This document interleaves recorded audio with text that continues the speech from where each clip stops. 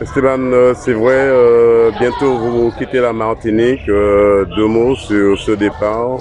Bonjour Daniel, oui, c'est un grand plaisir déjà d'avoir pouvoir jouer au Lamentin, ici au Country, à Plateau-Roi. Ça fait un plaisir de revenir quand même, parce que ça On faisait peut 2 dire ans. que vous avez commencé vos premières armes ici au Country Club de Oui, Chelsea. oui, c'est bien ça, j'ai commencé le tennis ici. Donc ça va me faire un peu de peine de partir, mais ça m'a quand même fait plaisir de revenir, oui. Quels sont vos projets futurs? Alors mes projets futurs là, c'est de continuer le circuit pro et d'essayer avant la fin de l'année de gagner un point ATP, oui. Alors, comparé au ballon, ça correspond à quoi, votre classement? Alors comparé au foot, au ballon, le stade où je suis, c'est comparé à peu près à la division 2 du foot. Puis viennent les challengers, moi je suis dans les futurs. Puis viennent les challengers, c'est la division 1. Et puis ensuite, c'est la Champions League et la Coupe du Monde qui pourraient être comparés au Master et au Grand Chelem. Comment vous arrivez à gérer votre passion qui est le tennis et vos études? Alors, grâce à la Martinique, j'ai été élevé au séminaire collège et ça m'a donné une très bonne éducation. J'ai pu continuer les études et j'ai pu sauter mes 2 classes en France. Qu'est-ce qu'on peut vous souhaiter alors? Alors, j'aimerais bien, oui, si c'est possible, gagner mon premier point ATP, continuer à faire une bonne année et avoir un bon bac en terminale et voilà. Alors, c'est vrai, la collectivité vous aide également. Deux mots dessus. Alors, la collectivité m'aide parce que c'est le travail de mon père et il a pu m'accompagner souvent dans les tournois et je remercie, que ce soit eux et monsieur le président Ichimi, oui. Eh bien, pour ainsi dire que ça fait 4 ans que l'entraîneur d'Esteban nous a dit que s'il voulait continuer dans ce domaine-là, il fallait qu'il s'affronte aux meilleurs de son âge dans le monde entier. Donc il a dû partir en académie il y a 4 ans.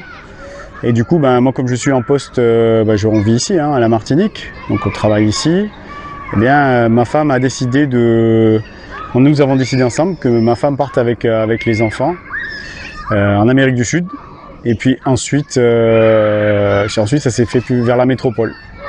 Donc ça fait 4 ans que c'est un petit peu difficile familialement. C'est des gros sacrifices au niveau familiaux, au niveau financier. On a vendu la maison ici. C'est des prêts aussi, des prêts consommation pour pouvoir accompagner les jeunes, parce qu'à savoir que les 2 derniers mois sur le circuit pro, ça a coûté 15 000 €. Donc là, grâce à ma hiérarchie, moi je travaille à la CTM, on a pu organiser un certain nombre de choses, mais quelquefois il faut prendre ce qu'on appelle disponibilité, c'est des congés sans solde. Donc ça veut dire que il faut accompagner, Esteban par exemple a été accompagné par sa mère en Argentine, pendant ce temps que moi je devais être avec les 2 autres enfants en Europe. Donc c'est assez compliqué. Assez compliqué et financièrement également, c'est lourd également.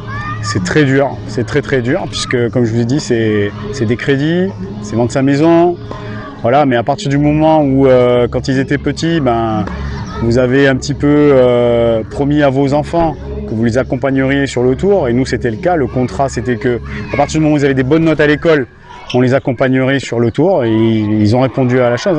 Esteban a 2 ans d'avance, travaille très bien à l'école, Gabriel c'est pareil. Mais bon, c'est aussi grâce à l'éducation qu'ils ont reçue ici au séminaire collège, les valeurs qu'on a en Martinique, que voilà, nous on s'est engagés. Et il ne faut pas promettre à des enfants tu vas être un champion si après derrière, quand ils ont 14-15 ans ou 12 ans, quand ils ont... Mais des fois il n'y a pas de résultat, c'est comme ça, c'est le sport, c'est des plateaux, c'est des chutes, et il faut être patient, il faut se donner à fond.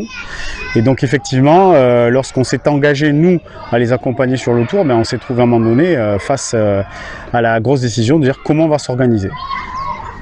Lucien Salomon, 2 mots sur le départ de Esteban qui a commencé ses premières armes ici au Country Club de Chelsea. Alors, Esteban est arrivé très tôt ici, comme tous les enfants de l'époque, sur les activités du mercredi sport-études loisirs. Et donc, ce sont des activités multisports, à la fois individuelles ou collectives, ou également des activités artistiques, dans lesquels il était très doué en expression corporelle, surtout. Et ensuite, vous savez, nous, on a, au-delà des compétences qu'on essaie de développer chez les enfants sur ces différentes activités, des compétences disciplinaires, c'est-à-dire qui sont en relation avec chaque activité, j'avais remarqué qu'il avait des prédispositions énormes sur l'activité tennis.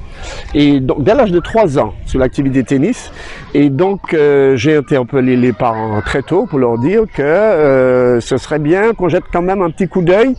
Nous avons le devoir, nous, de développer des compétences chez les enfants, mais également de faire la détection.